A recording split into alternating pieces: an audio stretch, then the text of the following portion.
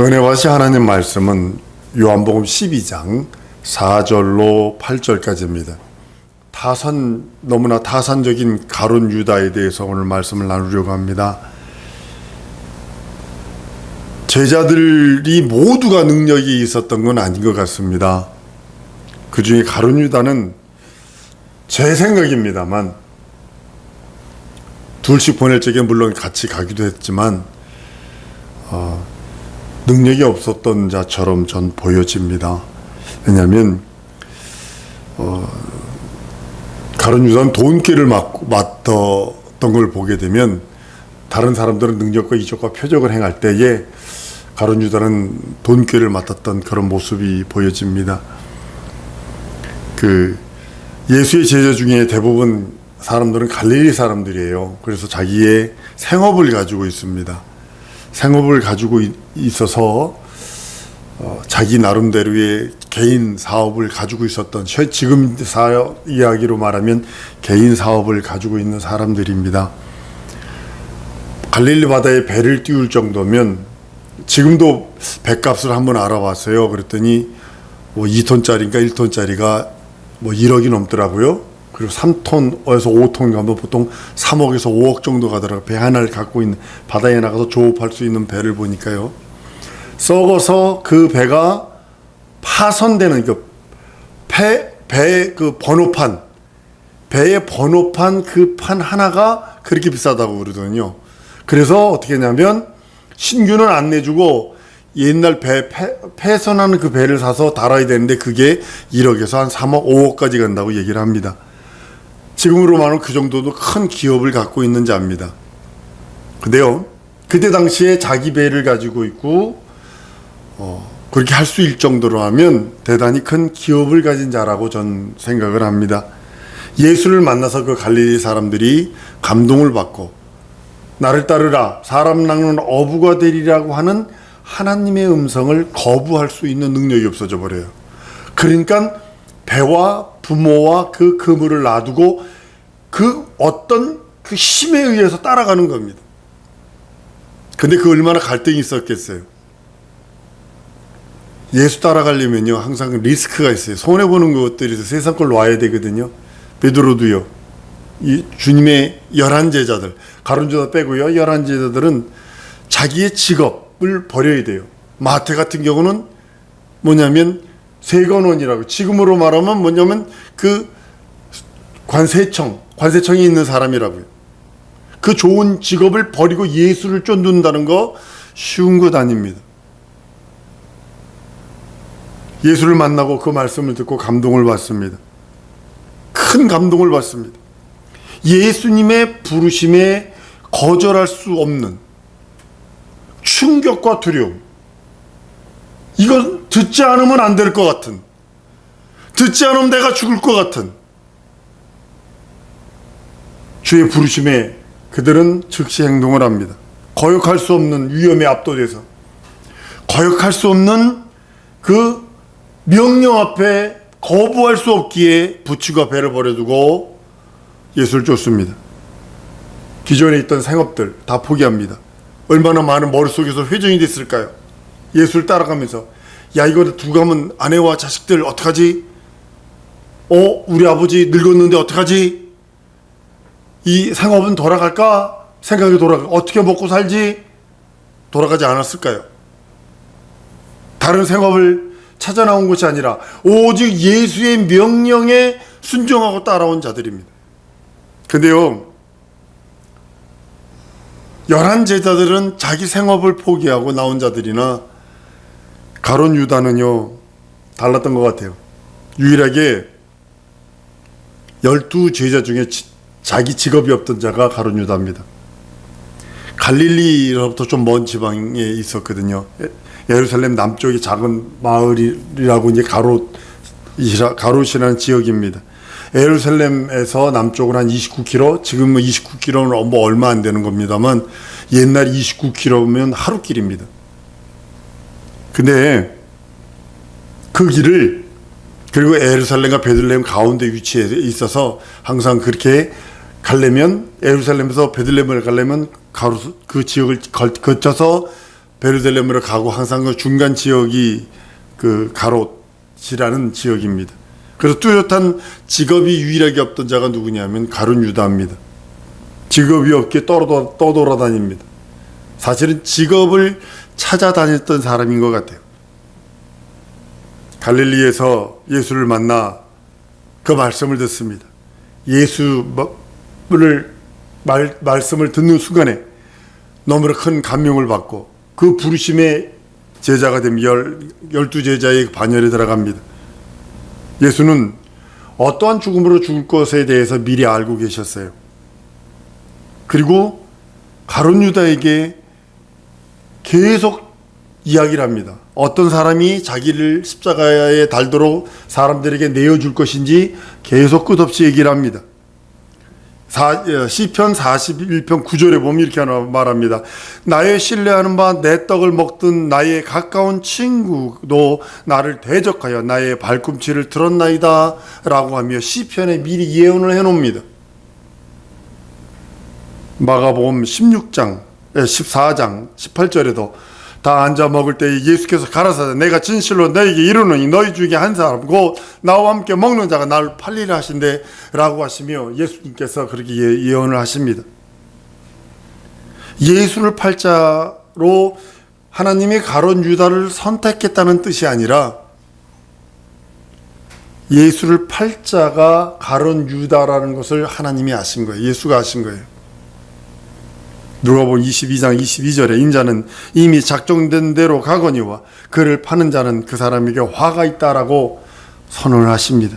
가룟 유다는 예수의 말씀을 듣고 그의 제자가 될 때 버려야 할 것이 하나도 없었어요. 제자들은 그물을 버려야 되고 분모를 그리고 생업을 버려야 돼요. 떠나야 돼요. 거기에 대한 그런 공포들이 있어요. 내가 가면 내 아내와 내 자식들은 어떡하지? 늙은 내 부모는 어떻게 공양하지? 라고 하는 것들이 있었어요. 그러나 가룟 유다는 버릴 것이 하나도 없어요. 직업이 없었는데요. 오히려 가룟 유다는 무엇을 생각했냐면 나 직업 얻었어. 그렇게 생각한 것 같습니다. 가룟 유다가 다른 제자와 다른 점이 바로 그것인 것 같아요. 다른 제자들은 모든 것을 가지고 있었던 그 모든 것들을 다 버리고 포기한다면 가룟 유다는 포기하지 못해요. 외래 그것을 움켜잡는 그 어떤 수단으로 여깁니다. 예수 따르려면요 포기해야 될 것이 참 많은 것을 보게 됩니다. 사도 바울을 보면요 바리새인 그때 당시에 가말릴 문화에서 수업을 받을 정도면요 대단히 학식이 높은 사람입니다. 그의 동문 중에 한 명이 분봉왕일 정도로 바울 네가 미쳤도다 할 정도로 분봉왕일 정도로 그렇게 높은 문화와 높은 학식과 높은 그런 지위를 가졌는데도 불구하고 예수 믿는 것 때문에 예수를 따라서 예수의 증인이 되는 것에 의해서 많은 것을 포기할 걸 많습니다. 유다는 버릴 것이 없었고 오히려 직업을 얻었다고 생각을 했기에 예수는 가룟 유다를 보고 얘기를 합니다. 차라리 태어나지 않았다라면 더 나을 뻔했다라고요. 이것을 두 가지로 해석을 전합니다. 가룟 유다에게 예수님이 직접 하신 말씀이고 예수님 이후에 우리 인생들에게 내가 지금 예수 믿지 않는다면 태어나지 않는 것이 더 나을 뻔했다. 전 이렇게 두 가지로 해석을 합니다. 그렇게 믿고 있고요. 가룟 유다는 그 길을 선택함으로 인해서 멸망길로 들어선 겁니다. 여러분 우리는 항상 멸망길, 생명의 길 그 가운데 서 있어요. 항상 내가 선택하는 거예요. 물론 하나님께서 구원이라고 하는 구속이라고 하는 성령으로 말미암아 갈 길을 미리 주시지만 세상에서 잡아당기는 그 유혹이 얼마나 큰지 모릅니다. 맨 처음에 한국에 들어왔을 때 우리 친구들을 만난 적이 있습니다. 절망스럽더라고요. 개인적으로는 너무 절망스럽더라고요. 내가 집이나 한 채 있나? 내가 가진 게 뭐가 있나? 그들은 뭐 집이 몇 채고 뭐가 뭐 떴고 저 떴고 얘기를 하는데요. 그 보이는 외형적으로 봤을 때는 내가 절망스럽더라고요. 그러나 내 속에 하나님께서 인도하시는 그 인도하심을 발견했기에 과감하게 떨쳐버릴 수 있었습니다. 가룟 유다는 그 길을 선택을 합니다. 항상 사망의 길과 생명의 길, 그 앞에 내가 서 있어요. 오른쪽으로 갈지 왼쪽으로 갈지, 사망의 길로 갈지 아니면 그 영생의 길로 갈지를 항상 매일과 같이 분분초초 시시각각 우리는 선택하며 살고 있는 것입니다. 내가 믿음의 길로 갈지, 내가 세상 길로 가야 될지, 넓은 길을 선택해야 될지 항상 분분초초 나는 거기 서서 있는 거예요. 매일과 같이. 내 생각이든 내 환경이든 내가 처해 있는 그 어떤 거든 나는 지금 믿음의 길, 영생의 길로 가야 되는지 아니면 세상 길, 편안한 길, 사망의 길, 음침한 골짜기와 같은 그 길로 가야 될지를 선택하라고 하나님께서는 끝없이 우리들에게 말씀하고 계십니다. 다른 제자들은 복음 전합니다. 다른 제자들은 복음 전하는 도구로 씁니다. 그러나 유다는 유일하게 돈꾀를 맡은 자로 쓰신 그런 모습을 봅니다. 그때부터 가룟 유다는 돈을 관리하면서 뭘 했냐면 제자들이 쓸 거 구매하고 그 다음에 섭외하고 타산적인 계산적인 그런 일들을 하기 시작했고 또 거기에 영특해요. 예를 들면 이겁니다. 빵을 10개 사는 거와 100개 사는 거는 가격이 틀려집니다. 빵을 1개 사는 거와 10개 사는 거는 가격이 틀려집니다. 그러니까 중동에서 그들이 먹는 음식을 이렇게 기덕해서 옆으로 누워가지고 그렇게 해서 먹습니다. 그렇게 먹기 때문에 그 란이라고 해서 둥그런 우리 옛날에 우리 칼국수 만들기 전에 보면 그 밀가루를 칼국수처럼 밀어가지고 그 독 같은 데다 안에다 숯불 넣고 이렇게 구워서 낸 그런 빵입니다. 참 맛있습니다.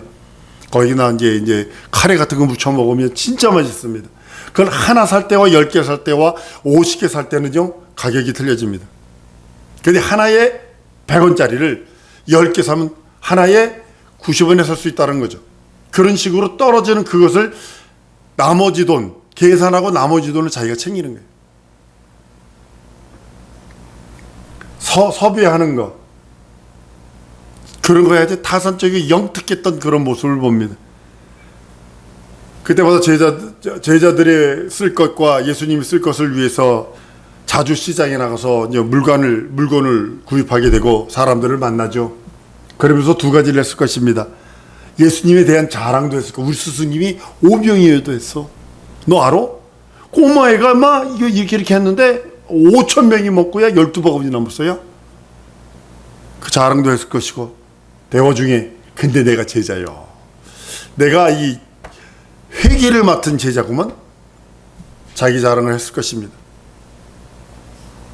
그때 만난 대제사장도 있을 것이고 서기관들도 있을 것이고 바리새인들도 있어서 안목이 넓어졌고 쉽게 그들과 접근을 하고 대화할 수 있는 그런 여러 가지들이 터졌으리라고 저는 생각을 합니다.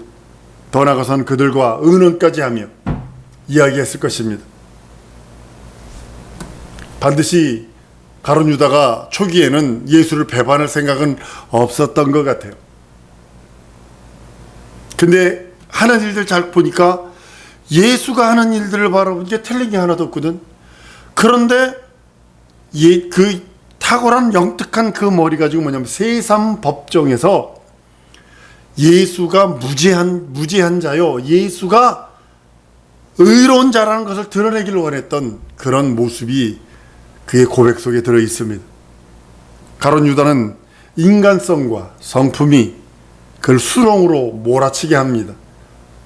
한번 따라 하십시다. 예수는 영적으로 믿고 의지하는 것이다. 지적으로 해석하는 거 아니에요. 여러분 성경 말씀이면 믿고 의지하라고 주는 거지 성경 말씀은요 해석하라고 준 거 아닙니다. 성경 말씀은 믿고 의지하라고 내게 주신 것이지 내 영혼의 양식으로 주신 것이지 그것을 내 현실과 상황에 이용해 먹는 이용물로 주지 않으셨다는 사실이에요. 내 영혼이 잘 되니까 육체가 잘 되는 거 많아요. 근데 많은 사람들이 육체에 모든 것을 붙였기에 문제가 되는 모습을 봅니다. 예수님께서 이렇게 말씀을 합니다. 가룟 유다의 인간성과 성품이 그를 자꾸 수렁텅이로 자꾸 빠져들게 만듭니다. 예수께서 가룟 유다에게서 얘기합니다. 저는 도적이라. 돈깨에 거기서 돈을 종종 훔쳐가는, 그렇게 훔쳐가는 거예요. 달래 훔쳐가는 게 아니라 뭐 이렇게 쑥 빼가지고 가는 것이 아니라 커미션 먹는 거죠. 커미션, 쉽게 말하면. 연복의 돈을 종종 훔쳐가는 것을 보시고 돈 때문에 망하게 될 것을 예언하시는 것입니다. 요한복음 10장 6절에 이렇게 말하면 가난한 자들을 생각함이 아니요 저는 도적이라. 돈깨를 맞고 거기서 넣은 것을 훔쳐갑니다. 유다는 예수의 가르치심을 들었으면서도 하나님의 말씀으로 믿기보다는, 하나님의 아들 인자로서 세상의 구주로 믿기보다는 훌륭한 선생님과 훌륭한 세상의 학식자, 철학자처럼 그렇게 교훈으로 받아들였어요. 유다가 예수를 하나님의 아들로 믿었다면 자기가 하는 짓에 대하여 두려워서 도무지 그 짓을 못했을 것이고, 감히 연복에 있는 돈을 도적질하지 않았을 것입니다. 유다는 예수의 말씀이 영적이라는 것을 믿지 않았어요. 살리는 건 영이니 육은 무익하니라 라고 한 그 말씀을 믿지 않고, 다만 철학적 언어, 좋은 언어, 이 시대의 변사, 이 시대의 학식자, 이 시대의 철인, 이렇게 생각을 했지, 그 말씀이 영이요 영을 살리며 영을 깨우며 영이 하나님의 앞에 나아가서며 자녀되는 권세를 얻게 하는 그 말씀으로 믿지 않았던 것입니다. 탁월한 타산적인 계산과 수학적인 계산, 거기에 불이 붙었던 가룟 유다는 수완과 그 모든 것들을 총동원해서 내가 어떻게 잡은 직업인데 라고 하며 돈을 챙기기 시작을 합니다. 그때에 가룟 유다의 생각 속에 마귀가, 요한복음 13장 2절에 마귀가 벌써 시몬의 아들 가룟 유다 마음에 예수 팔려는 생각을 넣었더니 돈에 대한 집착이 커져버리니까 그런 일을 하는 것을 보게 됩니다. 인신매매가 있었던 시대입니다. 지금도 미국도 어린아이 임신매매 막 이것이 난리죠. 인신매매가 있었던 때에 예수를 사고자 하는 제사장과 바리새인들, 교법사들에게 넘겨주고 그 대가 얼마 주려느뇨? 그 생각이 깊이 자리 잡기 시작을 합니다. 이것이 마귀가 집어넣은 생각입니다. 스승을 돈과 바꾸려고 그러는 거예요. 사람에게 탐심이 덮이면 신령한 것이 가려져요. 한번 따라합니다. 사람에게 탐심이 덮이면 신령한 것이 가려진다. 100% 가려집니다. 탐심과 육신의 욕심이 딱 가려지면 신령한 것이 보이지 않습니다. 가룟 유다는 인자를 도무지 하나님의 아들로 보지 않고 하나님의 아들로 믿지 아니하고 하나님의 그 생명을 주시는 하나님으로 믿지 않았어요. 다만 정직하고 깨끗하고 철학자요, 사상가요, 현인이요, 이 세상에 지식을 더 풍요롭게 해주는 그 어떤 사람으로 생각했던 것 같습니다. 사상가기에, 철학자기에 그를 보호하고 그를 변호할 마음이 있어서, 그러면 이 세상 헬라 철학이 최고로 높은 이 세상에 저 로마 법정에 가서 이것을 하면 반드시 그가 이렇게 고난받지 않고 핍박받지 않고 모든 것을 잘할 수 있으리라 법정을 하나님의 말씀보다 더 많이 믿었던 거예요. 하나님의 아들을 변호하려고 하지 않았어요. 철학자를 변호하려고 그랬지, 사상가를 변호하려고 그랬지. 사랑성도 여러분, 여러분과 내 심령 속에 주 앞에서 타산적인, 계산적인 그런 마음이 있지 않는지요? 내가 주판 더 두들기면 하나님은 컴퓨터로 모든 일들 하시는 걸 아셔야 합니다. 사람에게 탐심이 덮이니까 신령한 것이 가려져서 보이지 않아요. 그러니까 지금 탐심이 가득하니까 지금 부모 때려 죽이죠. 돈 때문에. 아버님이 돌아가셨을 적에 경찰서 가서 계속 묻는 것이 그거더군요. 보험 들으셨습니까? 이거 말고 다른 증권이 있습니까? 계속 물어보는 거예요. 조금 있다가 또 물어봐. 조금 있다가 또 물어봐. 한 열 몇 번을. 그거 조서 쓰는데 한 두세 시간 쓴 것 같은데 물어보기를 15번인가를 계속 물어보는 거예요. 이 통장에 혹시 돈이 많이 들어있나요? 계속 묻는 거예요. 계속. 왜냐면 지금 세대가 타산적이고 계산적이고 그것이 눈에 딱 가려보니까요. 사람에게 탐심이라고 하는 것이 딱 가려보니까 부모도 자식도 눈에 보이는 게 없어. 마찬가지로 여러분들 심령 속에 주 앞에 타산적이면, 주 앞에 계산적이면 신령한 정적인 것이 하나도 보이지 않습니다. 육적인 그 어떤 것, 육적인 그 어떤 그 것들만 추구하게 됩니다. 이 시간에 마음을 열고 신령한 것을 내게 주옵소서. 타산적인 가론 유다삼 되기 원치 않습니다. 우리는 이렇게 고백해야 합니다. 진정으로 내 영혼의 구주, 그 주신 분이 그분이니 우리들은 성령의 그 은혜와 은총으로 온전히 충만하길 원합니다. 이 시간 우리 기도하십시다. 내 마음에 탐심이 사라지고 신령한 하나님의 거룩한 복을 주옵소서. 주의 얼굴을 배울 수 있도록 도와주옵소서. 주의 음성을 들을 수 있는 귀를 주옵소서. 예수의 마음, 너희는 이 마음을 품으라. 그리스도 예수의 마음이라 했으니 내 심령 속에 부어주옵소서. 하나님의 뜻을 분별할 수 있도록 이 시대에 하나님의 뜻, 하나님의 의, 하나님의 나라가 깨달아지게 해달라. 이를 구하십시다. 계산하지 마십시다. 주 앞에 진짜 계산하지 말고 하나님의 뜻이 내게 운행되기 원하오니 이루어 주옵소서. 다 같이 통성으로 기도하십니다.